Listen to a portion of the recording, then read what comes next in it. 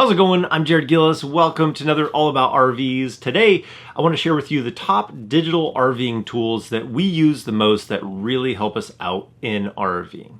With technology, you can have the good and the bad, but it's really a great time to go RVing because we have so many resources available to us and so much information that we can use that to help us go RVing. So we're going to put this into three different categories. We're going to have trip planning, we're going to have while you're driving, and then while you're using the RV. So those three different categories. Let's start off with trip planning. Now, usually we just use a hodgepodge of different resources to figure out where we're going next and to find that next location and to plan it all out. But there are some dedicated programs like RV Trip Wizard or Road Trippers or the program with Good Sam membership for being able to have your whole trip planned out within there, giving you the distances in between each of your stops.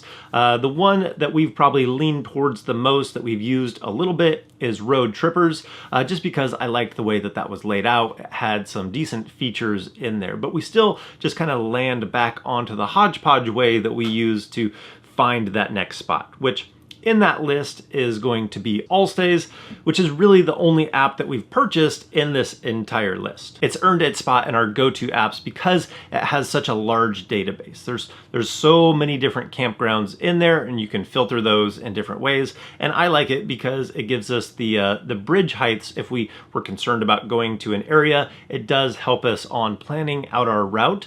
Not that it actually has route calculations in there, but we can look along our route to see if we have any bridges that are going to be too low for us in our rig. So it's nice that it has some of those features built into this app.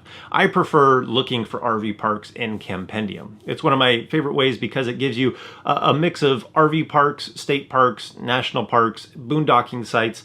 You kind of have the whole board, the whole gamut across the board. I've talked about Campendium in the past and why I like it, and some of these other apps are actually starting to follow suit in what makes Campendium so great. So not only do they have that variety from boondocking to RV resort, they also have the reviews in there that feel like you have more up-to-date information, pictures from people that are actually going there, so it's not an advertisement. You're getting to see what it is when people go there and what they like about it, maybe what they didn't like about it. So that's what I like about Campendium, the wide variety and the good reviews. It's just a great way that they've laid out the information so you can look at the amenities and the cell coverage and just all the information you'd want to know about. Now, another one that we've used quite a bit in this last year is the Dirt. Now, this has a little bit of overlap information from what we were seeing at Campendium. Campendium, I think, shines a little bit better for looking at what kind of cell phone coverage and some of those bits of information, but this has slightly different information on the Dirt side. But both shine really well when they have reviewers putting in that information. So with the Dirt,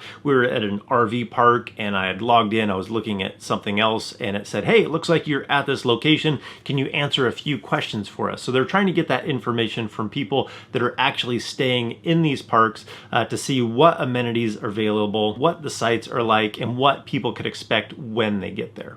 Between these three, I would put Campendium and the Dirt kind of in first place together, and then I would put Allstays to fill in the rest of that information that you might be wanting to find. But between those, you can find a ton of places to stay that are either boondocking or RV resorts. Now, if you're looking for something to help you fit a niche, where you're just not wanting to swim through all that information, you can look at apps like Spot Tonight.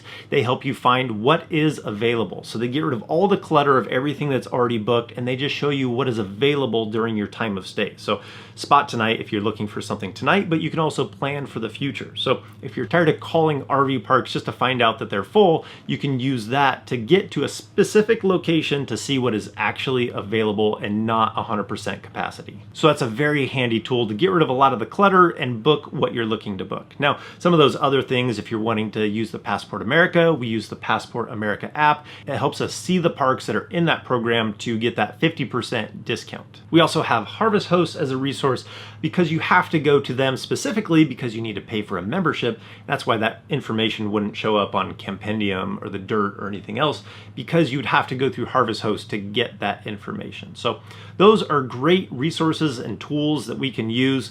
Between those, you can pretty much find anywhere that you would like to go and stay with your RV. So even if you're using something like Road Trippers, they give you recommendations of parks nearby in that area, but sometimes we like the information that's better on the Dirt or Campendium for finding those locations or boondocking locations that we would prefer to stay at rather than Road Trippers recommendations. So using a hodgepodge of these things can really help you tailor it for what you want your trip to look like. I just noticed that we have HipCamp on here also. We've never used HipCamp. Leave a comment down below to what you like to do for planning or some of these apps that maybe we didn't cover today, or if you've used HipCamp, and let us know what you think of it. Now, this next one is an app. This is OpenSignal. It helps us find where cell signal is going to be available in a certain area. So you might be picking an RV place to go where you might be in one of those holes because you want to get away and unplug from all of this technology. But sometimes we need to be able to get some stuff done, get some work done. So being able to find out where we can get cell signal and how we can make that happen, this comes in handy as a tool. So this next one, Gas Buddy, starts to transition us from planning to driving, even though you can use this to help plan your route and make sure that you can refuel along the way.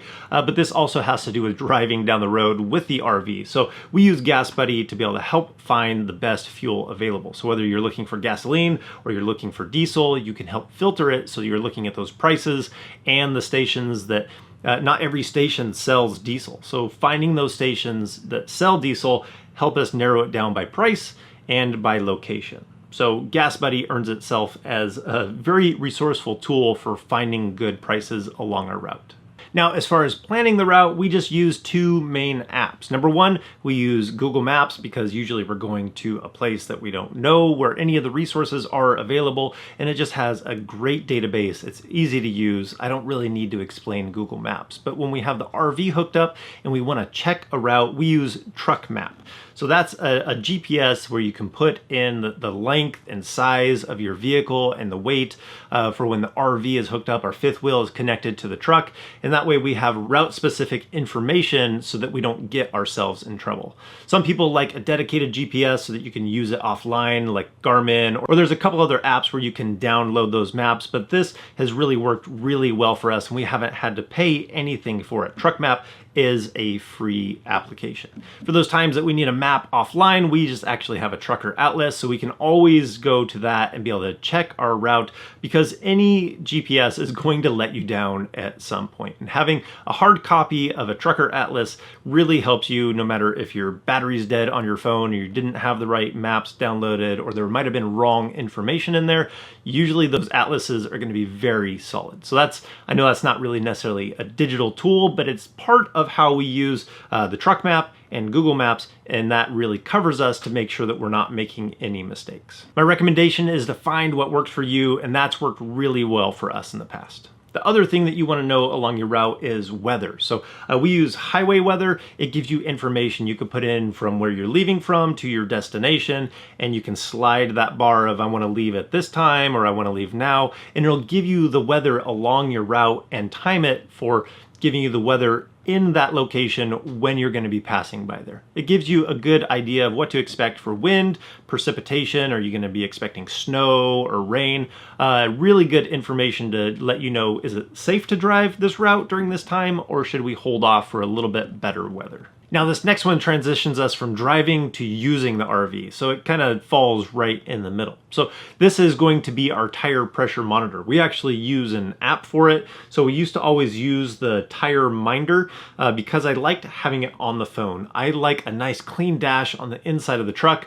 I don't like a bunch of devices just cluttering it all up. And this was something that worked really well in the app, gave us the same information. I didn't need another device on the dash. So this is our GPS, our tire pressure monitor, and does everything that we need to inside of the truck. So we have recently switched over to the tire link because it came on the RV when we got it. So this I really like because it gives us the temperature and the pressure per wheel all at the same time. You don't have to cycle through them. So that is something that I really like about this. Now we haven't had any issues with our tires since we've had the new RV, so nothing's had to pop up on the screen to alert us of a problem, but we did have that with Tire Minder, and it worked really well through the phone. It alerted us, gave us the information, we were able to pull over. So I actually didn't want to get away from TireMinder, but I wanted to test out this new system. So we have a bunch of control of the RV inside of this app that gives us control of the slides and the awnings and some of the lights inside of the RV. But that would be based more on if you had one control installed on your RV. I believe you can buy the Tire Link individually and be able to use it this way. We had the TireMinder. I'll put a link down in the description to both of those. Again, links will be down in the description to all the different digital tool resources that we've been talking about today. But I'll put a link to those two different tire monitor systems that we've been able to use on our phone.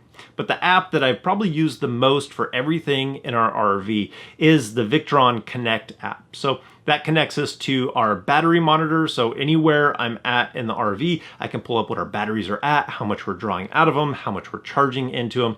And that is huge information when you go out boondocking. It really lets you take control of how you're using the power, how much you're using, and gives you that knowledge so you can make the decisions so that you can have power while you're out there. Number two, we have in that Victron Connect, we have the solar portion of that app so we can see how much is coming in, how much sun we're getting, how many watts are making it to the battery. And then we also have control of the inverter. We can set our input current limit depending on what we're connected into, and we can turn off or on the inverter or just set it to charge. So a lot of control inside of that app. Another app that we use is the Power Watchdog app, and that's the app that gives us the information from our surge protector. So when we're plugged in an RV park, it gives us the information of the voltage, the amperage that's coming in. It also just gives us the information if there's a problem on the RV park size. It helps us have that information to be able to communicate that to the RV park of where the problem is to make sure that we can get power to the RV when we're paying for it. That's pretty much the main list. I got a couple of bonus ones for you here. We've also used Alfred Camera. If you have an extra phone laying around, you can pretty much build like a security system inside of your RV with cameras and being able to have a motion sensor and all that. And the other one that we use a lot is Chick-fil-A. Has any other food establishment out there during this last year come up with anything better than Chick-fil-A? Their online process and being able to order through the app, hands down the best I saw this entire last year. But that's completely off topic. So I think that's gonna do it for today. I hope this list gives you a good idea of the things that we practically use inside of our RV that's kind of like a digital toolbox for using our RV to be able to get the information, plan trips, go down the road, use your RV for wherever you're going to be using it to give you those tools to help with that process. Now there is an argument for using your phone too much. Oftentimes we're going out, we're using our RV so that we can unplug, we can detach from a lot of these things. So just being stuck on your phone, staring at the screen, it's good to unplug, get out there and actually enjoy the time that you are in. So that's my encouragement. Use these things as tools, but don't be sucked into them where it's consuming all of your time. So I think that's gonna do it for today. I hope this video helps you guys out. So if you like this video, give it a thumbs up. If you wanna see more videos about RVing, hit that subscribe button. And if we don't see you on the road, hopefully we will see you next video.